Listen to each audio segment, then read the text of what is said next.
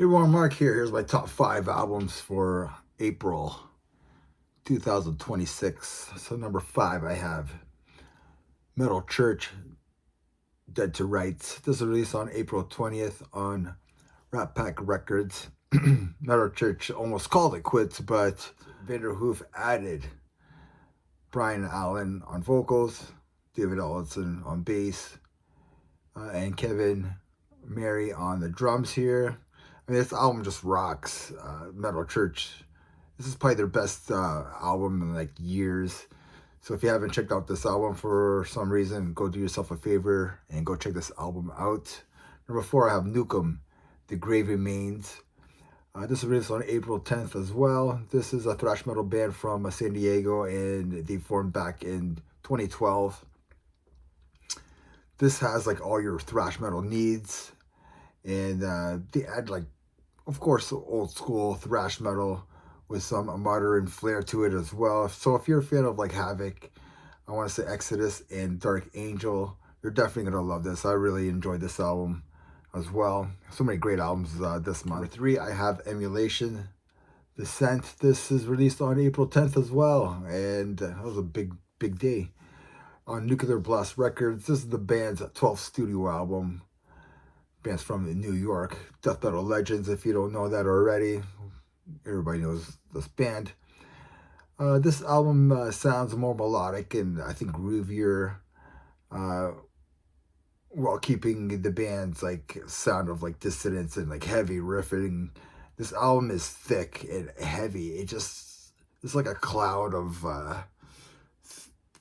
thickness to it. I don't know. There's something about this band that everything just sounds thick on here and heavy. The riffs are just heavy. Like I said before, it has a little bit more melodic to them, a little bit more groove to these riffs and these songs. I was never really a big fan of Emulation, but this album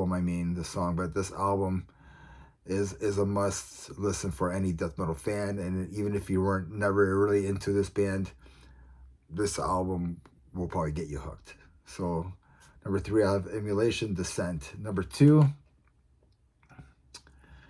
I have Spirit Adrift, Infinity, Illumination. This was released on April 10th as well on $20 spin. It's just called the best albums of April 10th. This is the last studio album by Austin, Texas heavy metal band.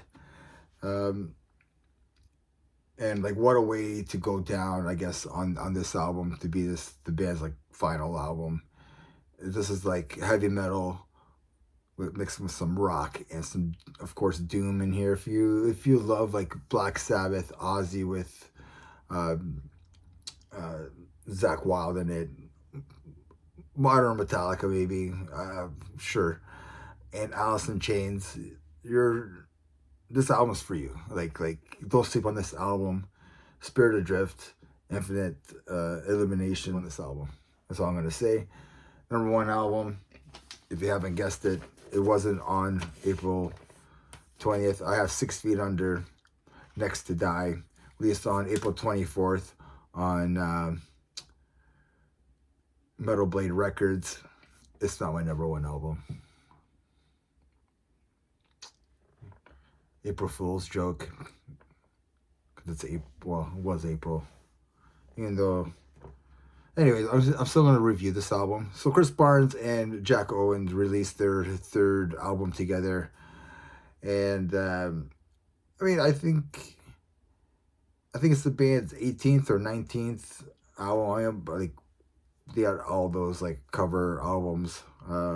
Graveyard Classics, I guess they're called. I don't know. They got a lot of albums. I will say that this is better than the last album, Killing for Revenge, back in 2024.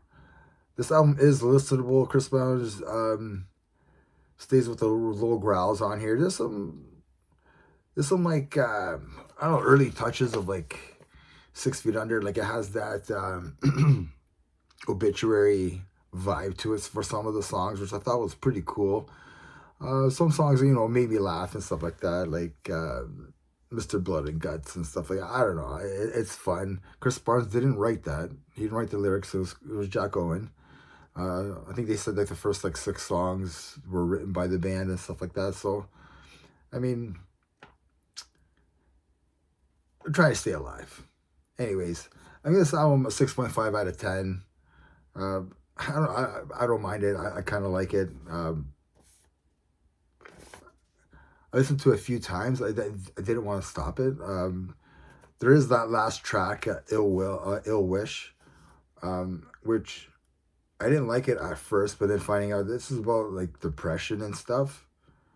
Um, and yeah, Chris Barnes like suffers from depression, so so it's a pretty serious song. So I didn't like it at first, but then knowing the background story about it, I actually don't mind the song at all. Like I'm sure I'm sure 6 Feet Under is gonna have more albums, so I don't think we're gonna hear the last of them. But anyways, here's my number one album of the month. If you haven't guessed it already, this is At the Gates, Ghosts of the Future Dead, released on April 24th on Century Media. This is the band's 8th studio album, the masters of melodic death metal. Nobody gets better than this. Andrus is back since 2014's At War with Reality. This is the final album with Thomas Lindberg, who passed away in September 16th, 2025. And may he rest in peace. At the Gates is such an influential band. He's such a unique vocalist. Nobody sounds like that guy. This is easily the best melodic death metal album of the year. I'm going to say that right now, and probably of the decade. I think this is going to kick a lot of asses. I think this is the best album since Slaughter of the Soul. There's everything you want in a At the Gates album. I can see this being in a lot of people's like top 10 end of the year list. So yeah, that's my top 5 albums plus a bonus of 6 Feet Under review. Let me know what you think, everybody. And remember, metal never dies. Cheers.